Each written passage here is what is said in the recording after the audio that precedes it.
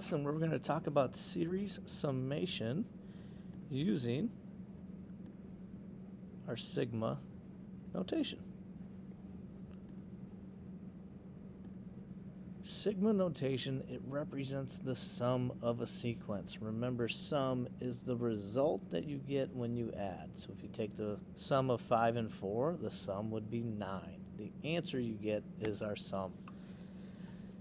In this notation, when we see this Greek letter here, this is the symbol that we call sigma. It is a summation symbol, meaning we're going to find the sum of the terms. Here's the term that you start with, term 1, all the way to the term that you end with up here, which would be term 5. And this right here represents our explicit sequence. It's where we plug each term from start to end into the expression.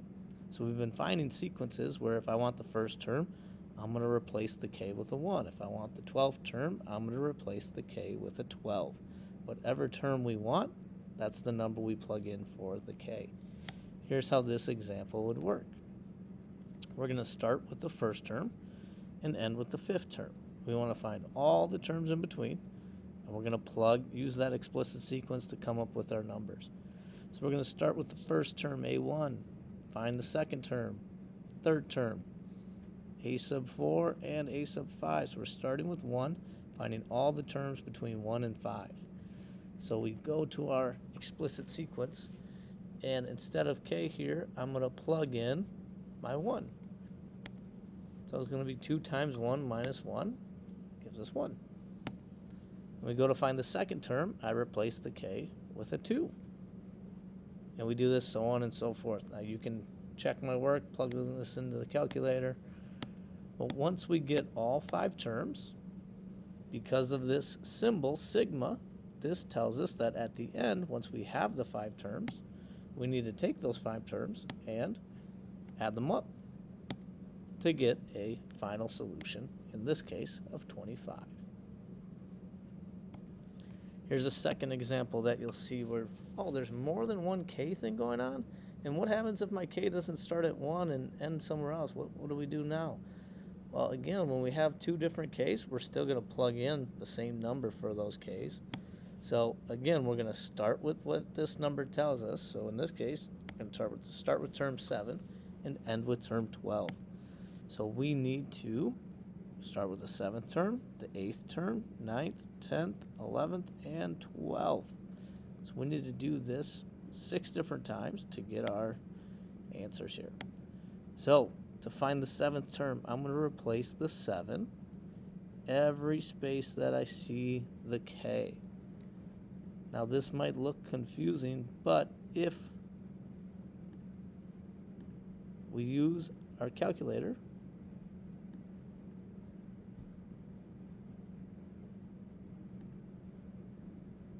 we can plug this in. So we got 3 times 7 to the 2nd power times 100 divided by 7. So 3, 7 squared, times, we can use our fraction, 100 over 7, and it gives me 2100. It gives me a nice number. We can repeat the same thing. Use the decimal calculator. It helps you save those answers, and you have your numbers for the 9th term, 10th, and 11th. Something that looked like it was going to be a complicated answer actually ends up being nice whole numbers. So once we get all 12 terms, we're going to add them up to get our final solution. If you want to pause the video at any time to check this yourself, please do so. Now we have some special cases that are going to come up. We have a constant series where the C just stands for any old regular whole number.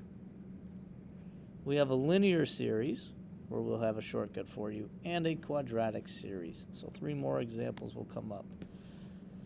We're going to start easy and show you a way the formulas will help you with harder cases. So in this instance, our constant is the 8. There is no k here, but we need the 5th term through the 10th term. So again, we're still going to start with the 5th, find all the terms up until the 10th. In every term, there's no k to plug in our 5 for our 5th term, so the 5th term is just 8. Same with the 6th, same with the 7th. And that is why it's called a constant series, because every term is exactly the same. When we go to add them all up, you might know that a shortcut for repeated addition, there are 6 of these 8s. We could just do the number of terms, that's what the n is, times the constant. So the n number of terms is 6. That's easy to count. The c is the constant. That's our whole number of 8. So if we just did 6 times 8, it would give us a sum total of 48 for this constant series. Now, what if there's more numbers and it's a little more complicated, from 10 all the way to 50? You don't really want to count the terms from 10 to 50. It's going to waste a lot of time. So let's use a shortcut. Well, what if we were able to subtract 50 minus 10? Well, that would give us 40, but the shortcut is we have to include the 10, so we have to add 1 to it. Because we are including the 10th term, you have to count that term as a 1 as opposed to counting on from 10. Typically, we start counting from 10, we go 11, 12, 13, and so on, and we count to 40. But we have to include the 10 as our first term. You can see that here. Easier to see where there were 6 terms. You could count all 6 terms here. All right? If we use our shortcut and apply it to this example, we would be doing 10 minus 5, and then again adding 1, because 10 minus 5 would be 5. We have to include the 5th term. So we have to include that term that we start with, which is why we got to add back in instead of counting on. So again, it's our 6 times 8. In this case, 50 minus 10, give me my 41. 41 times the constant number that's sitting here of 12 gives us 492 for our solution. I'm going to move on to the linear series. Again, pause at any moment if you need time to write stuff down. Linear series. We go from 1 to 5, and it's just a k. There's nothing surrounding it. This is the only thing you see. Means we need the first term, second, third, fourth, and fifth. So the first term, we plug in a 1 for k. The second term, 2. Third term, 3, and so on. And we add them all up. This one's simple enough that we can do it the long way. But at some point, you might want the shortcut. This is the formula. You take this top number and you plug it into this formula, you're going to get your solution. So you could put a 5 here for n and a 5 here for n, and we calculate it. 5 times 6 is 30 divided by 2. Leave us with 15. Now you might say, well, it's pretty easy to just add 1 plus 2 plus 3 plus 4 plus 5. And I might say that's fine. But what if our example is I want you to find the terms 1 to 99 and add them all up? Well, in that case, you're probably going to want to use the shortcut because you don't really want to do 1 plus 2 plus 3 plus 4 plus 5 all the way to 99. So you might want to use your shortcut where instead of the n, plug in your 99, and we can go to calculating. 99 times 100, 99 plus 1 is 100. We get 9,900, cut it in half. 4,450 would be the sum of the numbers 1 to 99. Our quadratic series. I'll start easy. Again, 1 through 5, k to the second power. All you're going to see for a quadratic is this k to the second power. There's going to be no other numbers involved. So to find the first term, it's 1 squared. The second term, 2 squared. 3 squared, 4 squared, 5 squared. And you just have to add those up, which might seem simple enough. Gets you 55.